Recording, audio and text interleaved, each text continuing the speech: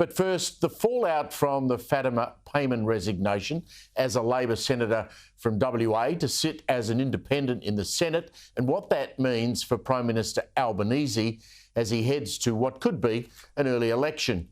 Look, this is not confined to a debate about discipline within the Labor Party. It's not even about what would normally turn into a discussion about a rat within the Labor ranks who got elected under a Labor banner and then turned their back on the party that financed their election campaign.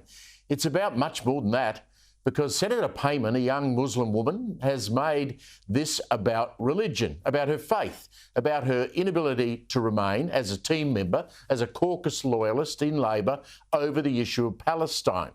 Now, we still need, I think, to learn a hell of a lot more about what went on behind the scenes as Fatima Payman was lobbied to change her mind about staying as a Labor senator.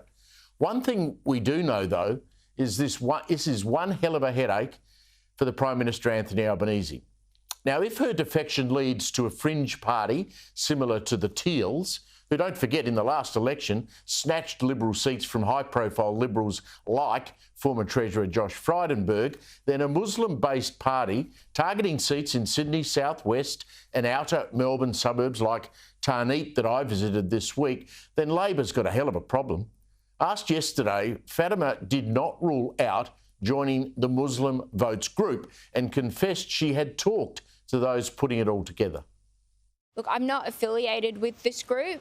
I've only had one meeting with them. I don't have any intentions of, collaborating with them per se, and I haven't thought about it at this point.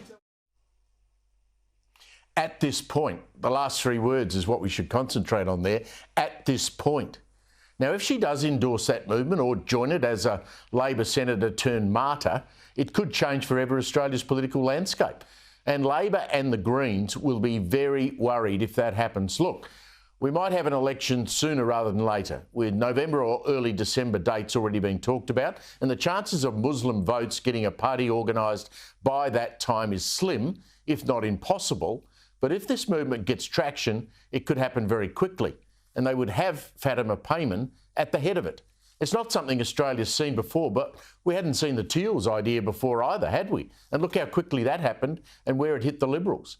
What is the idea of a faith-based party anyway? What does it do? What does it raise? The question of what would they actually stand for? But the pressure on Labor around the Palestine question would be huge.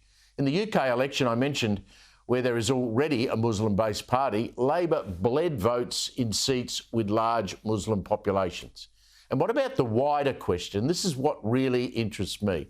What about the wider question around things like the national debate around immigration? Now, potentially, this is an opportunity for Peter Dutton. I say potentially because I think he's still a little shy about jumping into the immigration debate.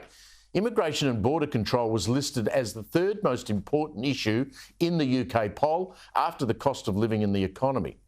Now, Britain has a worse problem with borders than we do, but Peter Dutton needs to clearly make the case, I think, that we are bringing in too many people, with Sydney and Melbourne groaning at the seams. Labor, for the last 2 years, has lost control of immigration. People are angry about it. And if Peter Dutton would go to the election promising to take a migration pause, it would win him a lot of support, I think.